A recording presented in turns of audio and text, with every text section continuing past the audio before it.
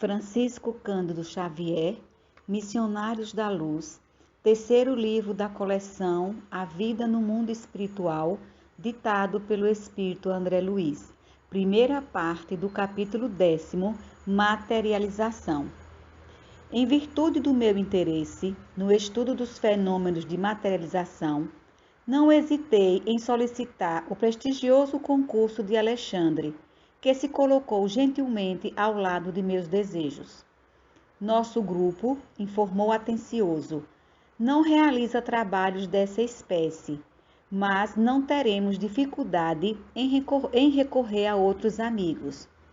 Temos companheiros devotados cooperando em núcleos de atividades dessa natureza.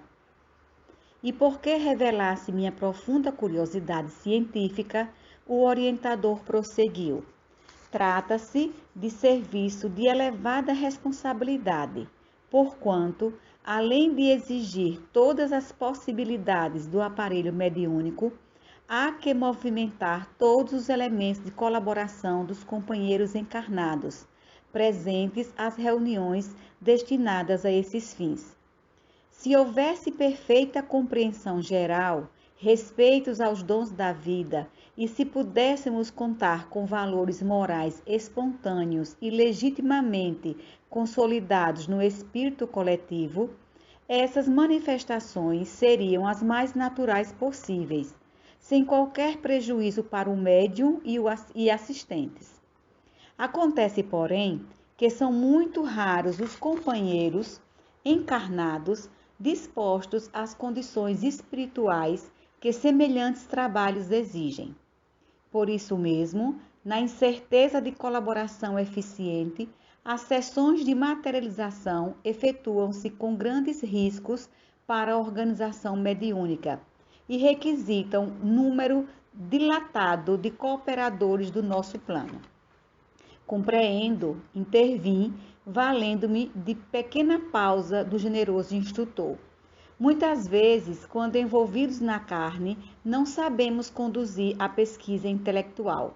Certíssimo, exclamou o meu interlocutor, benevolente. Se a indagação científica estivesse acompanhada de seguros valores do sentimento, do caráter, da consciência, outras seriam as realizações em vista da luz de espiritualidade acesa para o caminho. Mas quase sempre somos assediados pela exigência repleta de pretensões e daí os fracassos inevitáveis. O orientador amigo continuou a série de esclarecimentos morais, belos e edificantes, e esperei, ansioso, o instante de observar esses serviços prodigiosos dos trabalhadores espirituais, os quais se realizam com grande surpresa para os estudiosos da crosta. Alexandre, delicado como sempre, obsequiou-me com todas as providências necessárias. Amigos atenciosos incumbiram-se de atender-me a curiosidade sadia e fui notificado de todas as medidas levadas a efeito. Na noite aprazada, Alexandre, que me proporcionava a satisfação de seguir-me de perto, conduziu-me à casa residencial, onde teria lugar uma assembleia diferente. A reunião seria iniciada às 21 horas, mas com antecedência de 50 minutos, estávamos ambos ali na sala íntima, acolhedora e confortável, onde grande número de servidores do nosso plano iam e vinham. Os trabalhos eram superintendidos pelo irmão Calimério, entidade superior à condição hierárquica de Alexandre, que, recebido carinhosamente por ele, assim se externou depois de apresentar-me. Venho até aqui com o propósito de atender ao aprendizado do companheiro. André desejava inteirar-se quanto aos serviços de materialização e tomei a liberdade de apresentá-lo. Entretanto, não nos encontramos aqui como simples observadores. Se possível, trabalharemos também. Alexandre, replicou Calimério muito gentil, evidenciando extrema delicadeza de trato. A tarefa é de todos nós. Proporcione ao nosso novo amigo todos os valores de que possamos dispor e desculpe-me se não posso assisti-los pessoalmente.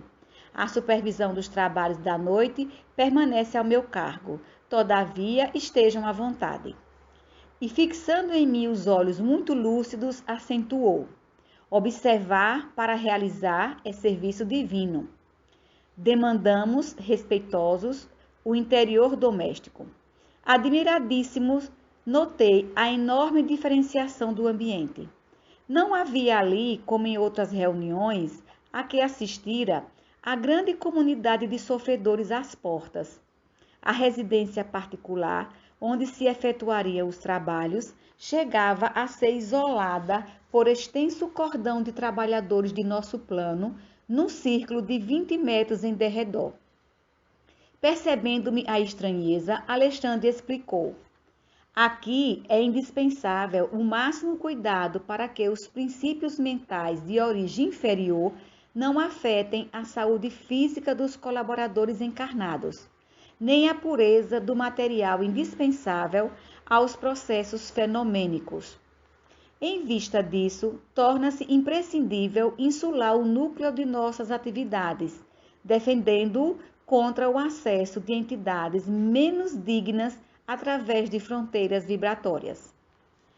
Observando a extensão dos cuidados postos em prática, perguntei: se é preciso tamanho zelo no que se refere ao nosso campo de serviço, não se fará a mesma exigência aos companheiros encarnados com a função de assistentes?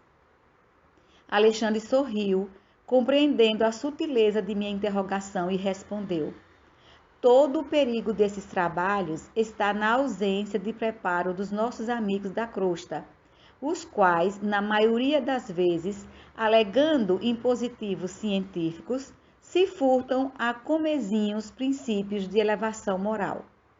Quando não se verifica o devido cuidado por parte deles, o fracasso pode assumir características terríveis, porque os irmãos que estabelecem as fronteiras vibratórias no exterior do recinto não podem impedir a entrada das entidades inferiores absolutamente integradas com as suas vítimas terrenas. Há obsidiados que se sentem tão bem na companhia dos perseguidores que imitam as mães terrestres agarradas aos filhos pequeninos, penetrando recintos consagrados a certos serviços com que não se compadece ainda o espírito infantil. Quando os amigos menos avisados ingressam na tarefa em tais condições, as ameaças são verdadeiramente inquietantes. Então, aqui considerei, não devem entrar as vítimas do vampirismo. A rigor, não deveriam entrar, falou o instrutor sorrindo, mesmo porque há outros centros podem ser socorridas, mas algumas vezes a caridade fraternal aconselha a tolerância, mesmo em ambientes como este. E após ligeira pausa, acentuou: por isso mesmo, as reuniões para serviços de materialização aparecem raramente. A homogeneidade aqui deve ser muito mais intensa. Consagra-se a maioria de nossas atividades ao esforço da caridade cristã. Neste ambiente, porém, limita-se o trabalho a certas demonstrações da sabedoria espiritual.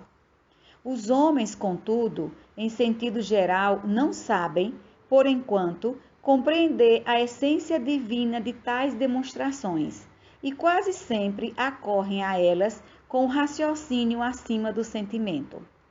Pelas inquietudes da investigação, perdem muitas vezes os valores da cooperação e os resultados são negativos. No dia, porém, em que conseguirem trazer o coração iluminado, receberão alegrias iguais àquela que desceu sobre os discípulos de Jesus, quando, de portas cerradas, em sublime comunhão de amor e fé, receberam a visita do Mestre, perfeitamente materializado, depois da ressurreição, em casa humilde de Jerusalém, de conformidade com a narrativa dos evangelhos. Em virtude de haver Alexandre entrado em silêncio por alguns instantes, intensifiquei as minhas observações. Surpreendido, notei o esforço de 20 entidades de nobre hierarquia que movimentavam o ar ambiente. Em seus gestos rítmicos, semelhavam-se a sacerdotes antigos que estivessem executando operações magnéticas de santificação interior do recinto. Atendendo-me ao espírito de pesquisa, Alexandre esclareceu. Não se trata de hierofantes em gestos convencionais. Temos ali esclarecidos cooperadores do serviço que preparam o ambiente, levando a efeito a ionização da atmosfera, combinando recursos para efeitos elétricos e magnéticos. Nos trabalhos deste teor, reclamam-se processos acelerados de materialização e desmaterialização da energia. As entidades manifestantes no campo visual de nossos amigos encarnados quase sempre são criaturas eminentemente ligadas à crosta e aos seus planos de sensações, mas os organizadores legítimos da tarefa em curso são verdadeiros e competentes orientadores dos planos espirituais, com grandes somas de conhecimento e responsabilidade. Não decorreram muitos instantes e alguns trabalhadores de nossa esfera compareceram, trazendo pequenos aparelhos que me pareceram instrumentos reduzidos, de grande potencial elétrico em virtude dos raios que movimentaram em todas as direções. Minha curiosidade não tinha limites. Estes amigos, explicou meu generoso instrutor, estão encarregados de operar a condensação do oxigênio em toda a casa. O ambiente para a materialização de entidade do plano invisível aos olhos dos homens requer elevado teor de ozônio e, além disso, é indispensável semelhante operação, a fim de que todas as larvas e expressões microscópicas de atividade inferior sejam exterminadas. A relativa ozonização da paisagem interior é necessária como trabalho bactericida. E depois de um gesto significativo acrescentou: o ectoplasma ou força nervosa, que será abundantemente extraído do médio, não pode sofrer sem prejuízos fatais a intromissão de certos elementos microbianos. Logo após, reparei surpreendido o trabalho de várias entidades que chegavam do exterior trazendo extenso material luminoso. São recursos da natureza, informou-me o instrutor solícito, que os operários de nosso plano recolhem para o serviço. Trata-se de elementos das plantas e das águas, naturalmente invisíveis aos olhos dos homens, estruturados para reduzir o número de vibrações. E serão aproveitados nos trabalhos da noite? Perguntei. Sim, esclareceu Alexandre, paciente. Serão mobilizados pela ação dos orientadores.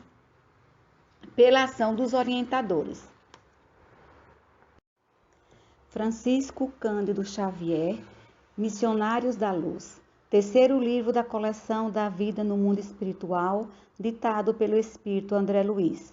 Segunda parte do capítulo 10º, Materialização. Nesse instante, pessoas familiarizadas com a reunião penetraram a sala, tomando-se os lugares que lhes eram habituais. Estabeleceu-se entre os encarnados ligeira conversação, na qual se comentavam os trabalhos levados a efeito anteriormente. Não se passaram muitos minutos e a jovem médium, afável e simpática, deu entrada no recinto, acompanhada por diversas entidades, dentre as quais se destacava um amigo de elevada condição, que parecia chefiar o grupo de servidores. Esse exercia considerável controle sobre a moça, que a ele se ligava através de tênues fios de natureza magnética. Sentindo-me insopitável curiosidade, o orientador esclareceu. O controlador mediúnico é o irmão Alencar, que também foi médico na Terra. Calimério é o dirigente legítimo encarregado da supervisão dos trabalhos em nosso círculo. Como notasse minha estranheza, Alexandre reiterou: Alencar é orientador do aparelho mediúnico para as atividades de materialização propriamente ditas. Aproximemo-nos dele. Muito sensibilizado, recebi a saudação do novo amigo, que nos acolheu afetuosamente. Ser-nos-á muito útil a presença de ambos, disse-nos, fixando meu instrutor em particular, porquanto necessitamos de colaboradores para o auxílio magnético ao organismo mediúnico. Estamos à sua disposição, acentuou Alexandre satisfeito. Tomaremos lugar entre os seus assistentes. Alencar agradeceu num gesto expressivo de sincero contentamento. Entre os colaboradores figurava uma criatura muito querida ao meu orientador. Tratava-se de Verônica, que havia sido exímia enfermeira na crosta e que me colocou à vontade, conversando amavelmente. Irmão Alexandre, disse ela, depois de rápidos momentos de palestra carinhosa, iniciemos o auxílio magnético. Precisamos incentivar os processos digestivos para que o aparelho mediúnico funcione sem obstáculos. Não tive ensejo para interpelações verbais. Alexandre, porém, endereçou-me significativo olhar, convidando-me a incentivar observações. Ele, Verônica e mais 3 assistentes diretos de Alencar colocaram as mãos em forma de coroa sobre a fronte da jovem e vi que as suas energias reunidas formavam um vigoroso fluxo magnético que foi projetado sobre o estômago e o fígado da médium. Órgão esses que acusaram imediatamente novo ritmo de vibrações. Concentraram-se as forças emitidas gradualmente sobre o plexo solar, espalhando-se por todo o sistema nervoso vegetativo e com espanto observei que se acelerava o processo químico da digestão. As glândulas do estômago começaram a segregar pepsina e ácido clorídrico em maior quantidade, transformando rapidamente o bolo alimentar. Admirado, reconheci a elevada produção de enzimas digestivas e vi que o pâncreas trabalhava ativamente, lançando grandes porções de tripsina na parte inicial dos intestinos, que figuravam grande hospedaria de bacilos acidificantes. Valendo-me da oportunidade, analisei o fígado, que parecia sofrer especial influenciação, notando-lhe a condição de órgão intermediário, não somente com funções definidas na produção da bile, mas também exercendo importante papel nos fenômenos nutritivos, relacionado com a vida dos glóbulos do sangue. As células hepáticas esforçavam-se apressadas, armazenando recursos da nutrição ao longo das veias interlobulares, que se assemelhavam a pequeninos canais de luz. Em poucos minutos, o estômago permanecia inteiramente livre. Agora, exclamou Verônica serviçal, preparemos o sistema nervoso para as saídas da força. Reparei na diferenciação dos fluxos magnéticos, diante da nova operação posta em prática. Separaram-se os assistentes de algum modo e enquanto Alexandre projetava a energia que lhe era peculiar sobre a região do cérebro, Verônica e os companheiros lançavam os recursos que lhes eram próprios sobre todo o sistema nervoso central, encarregando-se cada um de determinada zona dos nervos cervicais, dorsais, lombares e sacros.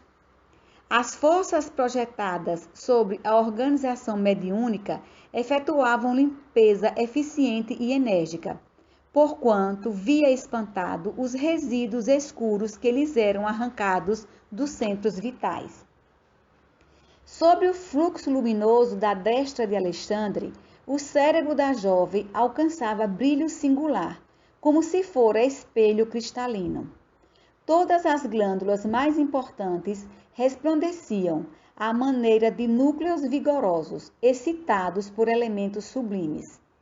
Debaixo da chuva de raios espirituais em que se encontrava, a médium deixava perceber o trabalho divino de que era objeto, na intimidade de todas as células orgânicas, que pareciam restaurar o equilíbrio elétrico. Terminada a tarefa, Alexandre acercou-se de mim, observando ante a minha indisfarçável curiosidade.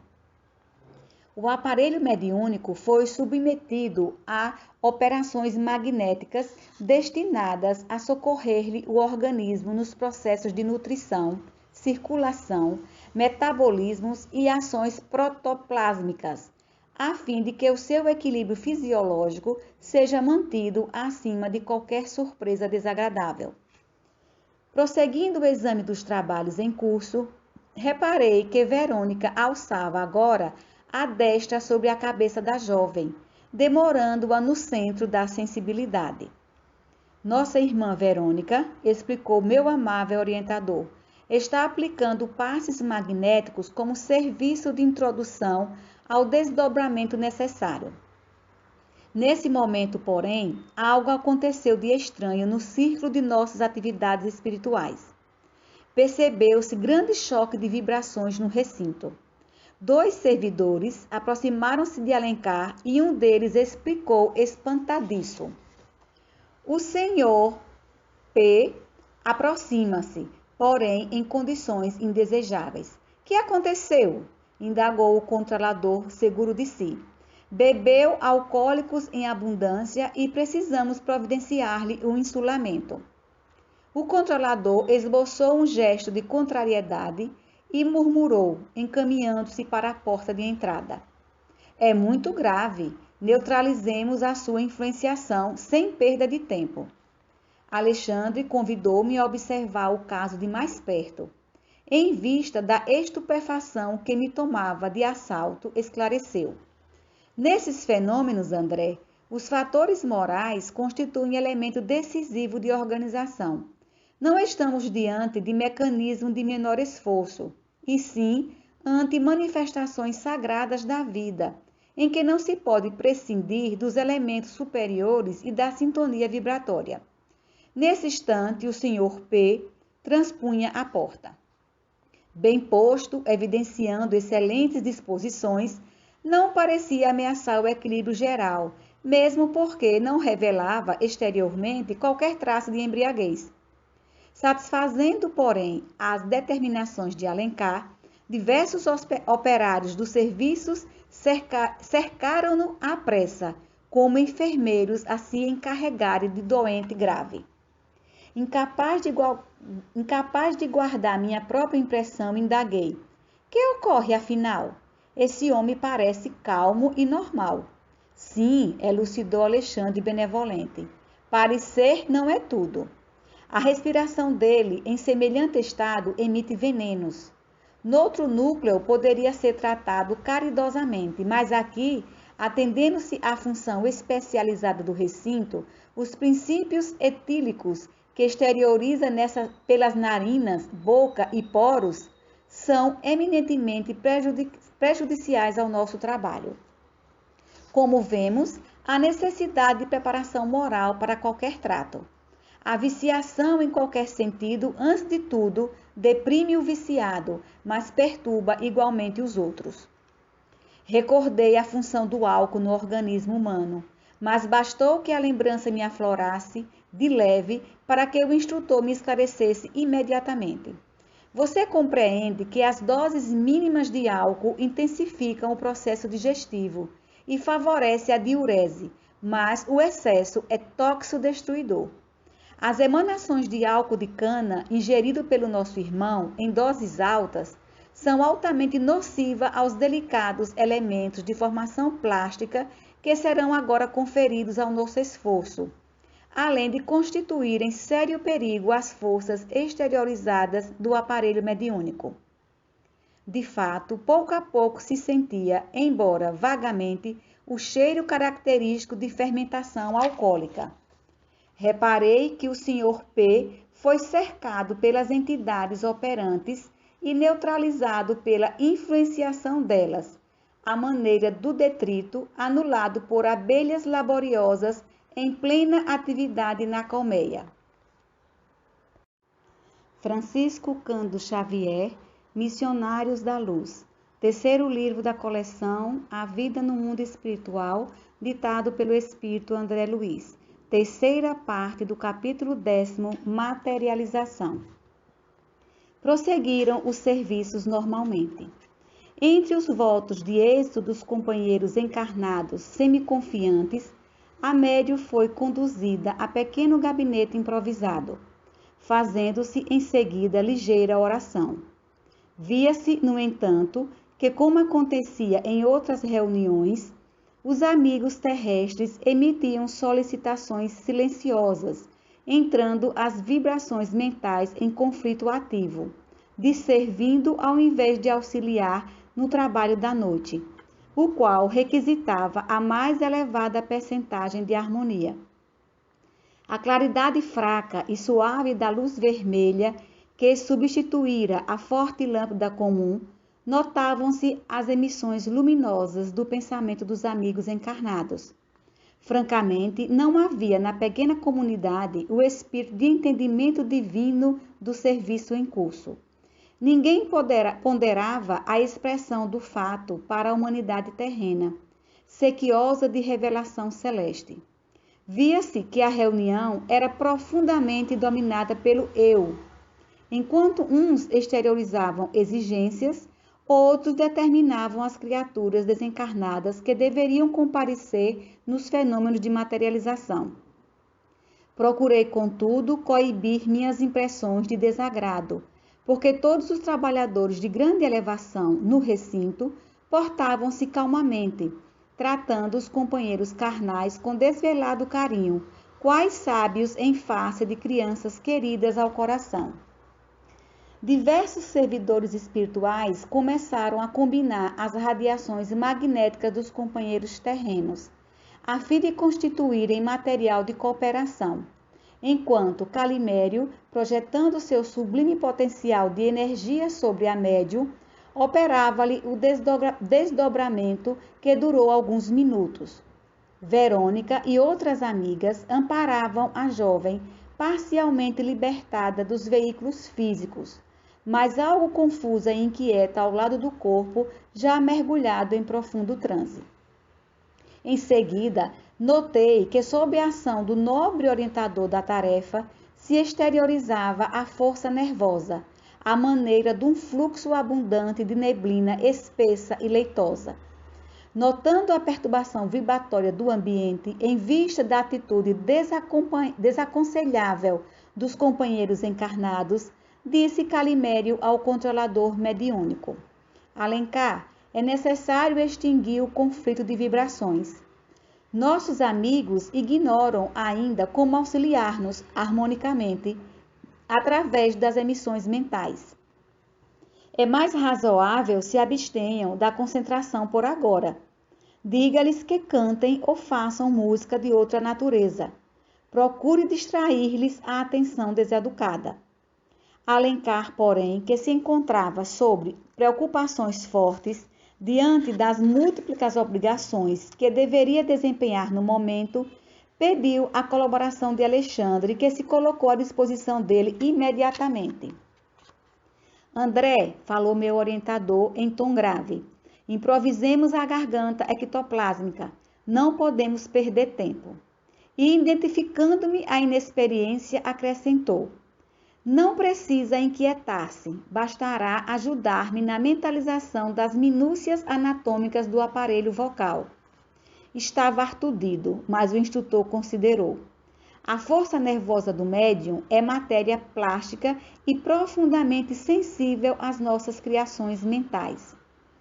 Logo após, Alexandre tomou pequena quantidade daqueles eflúvios leitosos que se exteriorizavam particularmente através da boca, narinas e ouvidos no aparelho mediúnico.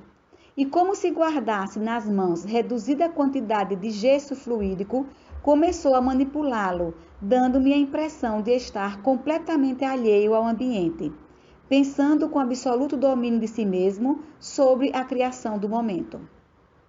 Aos poucos, vi formar-se sob meus olhos atônitos um delicado aparelho de fonação. No íntimo do esqueleto cartilaginoso, esculturado com perfeição na matéria ectoplásmica, organizavam-se os fios tenuíssimos das cordas vocais, elásticas e completas na fenda glótica, e em seguida Alexandre experimentava emitir alguns sons, movimentando as cartilagens aritenoides.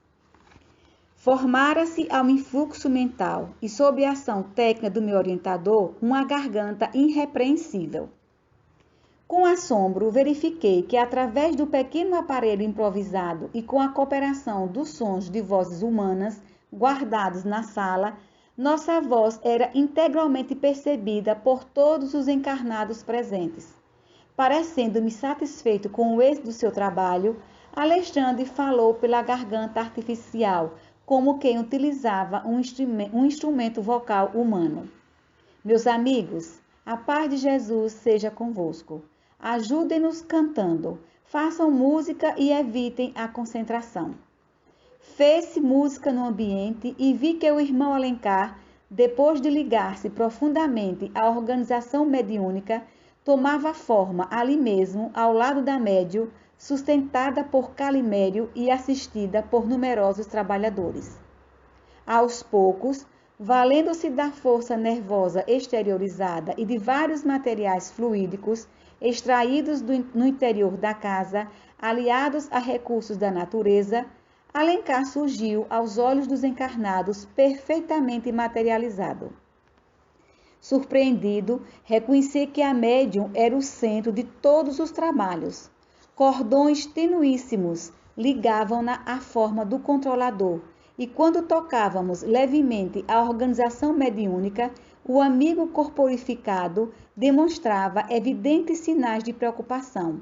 O mesmo acontecendo à jovem médium em relação a Alencar.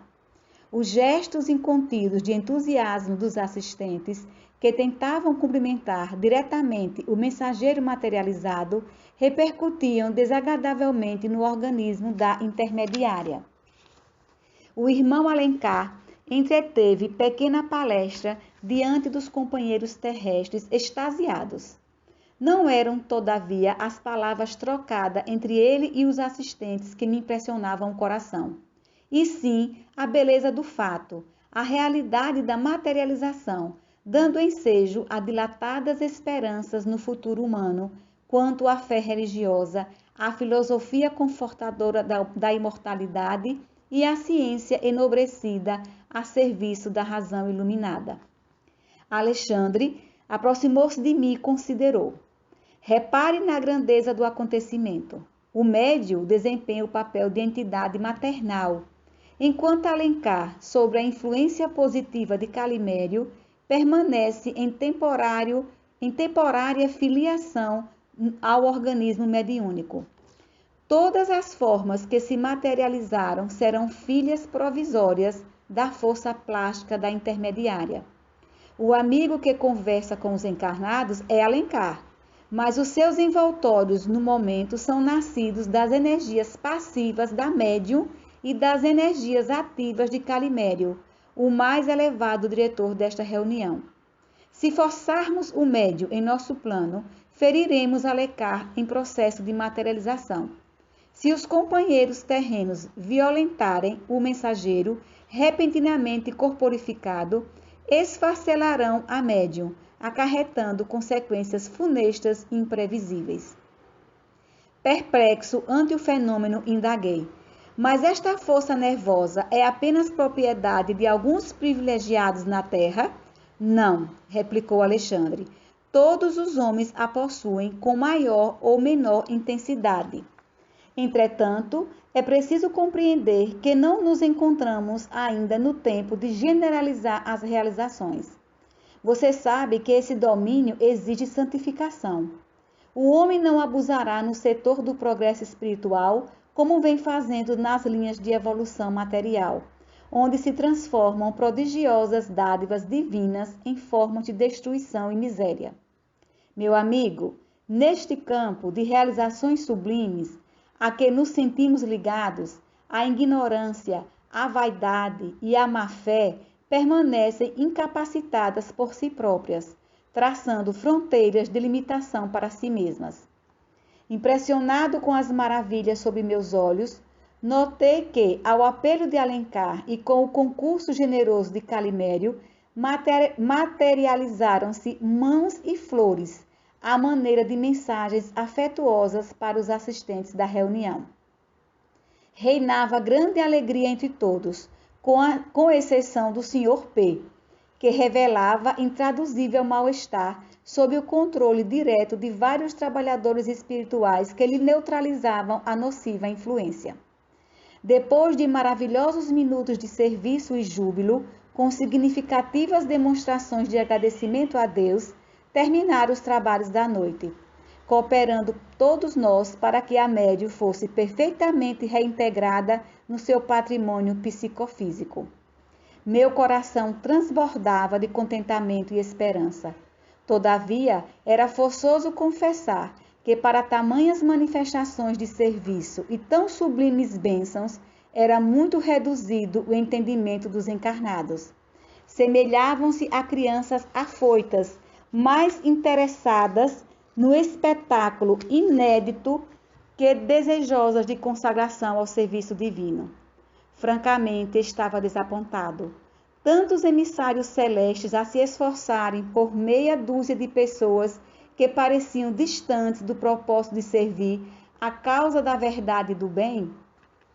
Expus minha opinião ao devotado instrutor, mas Alexandre respondeu tranquilo: E Jesus? Considera você que ele tenha trabalhado somente para os galileus que o não compreendiam?